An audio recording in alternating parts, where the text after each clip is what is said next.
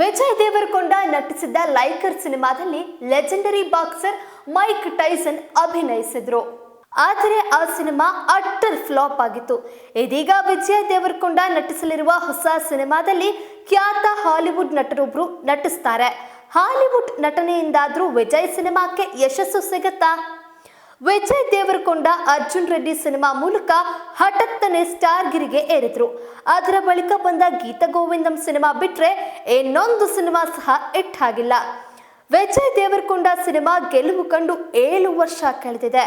ಈ 7 ವರ್ಷಗಳಲ್ಲಿ ಒಂದು ಸಿನಿಮಾ ಕೂಡ ಗೆದ್ದಿಲ್ಲ.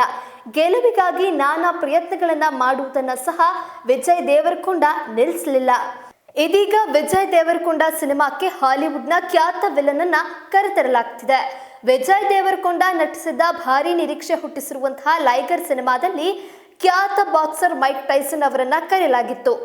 ಕೆಲ ನಿಮಿಷಗಳ ದೃಶ್ಯಕ್ಕಾಗಿ ಮೈಕ್ ಟೈಸನ್ ಅವರಿಗೆ ಭಾರಿ ಸಂಭಾವನೆಯನ್ನು ಸಹ ನೀಡಲಾಗಿತ್ತು. ಆದರೆ ಸಿನಿಮಾ ಎನ್ನಿಲ್ಲದಂತೆ ಸೋತಿತು. ಆ ಸೋಲಿನಿಂದ ಕೆಲವರ ಬದುಕೆ ಉಲ್ಟಾ ಆಗಿದೆ.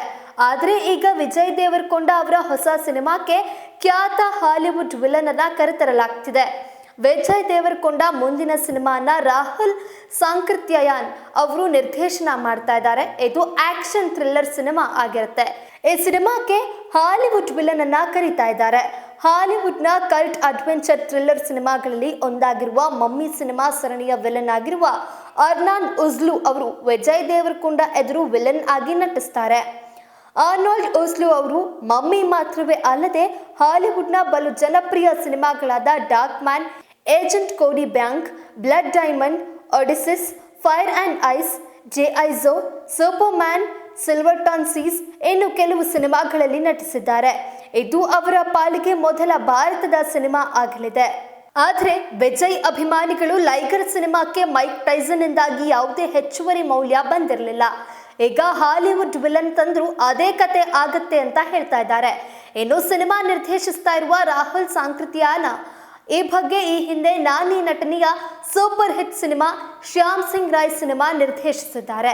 ವಿಜಯ್ ದೇವರಕೊಂಡ ನಟಿಸಿರುವ ಟ್ಯಾಕ್ಸಿ ವಾಲಾ ಸಿನಿಮಾ ಸಹ ನಿರ್ದೇಶಿಸಿದ್ರು. ಆದರೆ ಆ ಸಿನಿಮಾ ಅಟ್ಟರ್ ಫ್ಲಾಪ್ ಆಯಿತು. ಈಗ ವಿಜಯ್ ಅವರು ರಾಹುಲ್ಗೆ ಮತ್ತೊಂದು ಅವಕಾಶ ಕೊಟ್ಟಿದ್ದಾರೆ. ವಿಜಯ್ ದೇವರಕೊಂಡ ಅವರು ಗೀತ ಗೋವಿಂದಂ ಪಾರ್ಟ್ 2 ಅಲ್ಲೂ ಸಹ ನಟನೆಯನ್ನ ಆರಂಭಿಸಿದ್ದಾರೆ. ಬಹಳ ವರ್ಷಗಳ ನಂತರ ರಶ್ಮಿಕಾ ಮಂದಣ್ಣ ಹಾಗೂ ವಿಜಯ್ ದೇವರಕೊಂಡ ತೆರೆ ಮೇಲೆ ಮತ್ತೆ ಕಾಣಿಸ್ತಿದ್ದಾರೆ.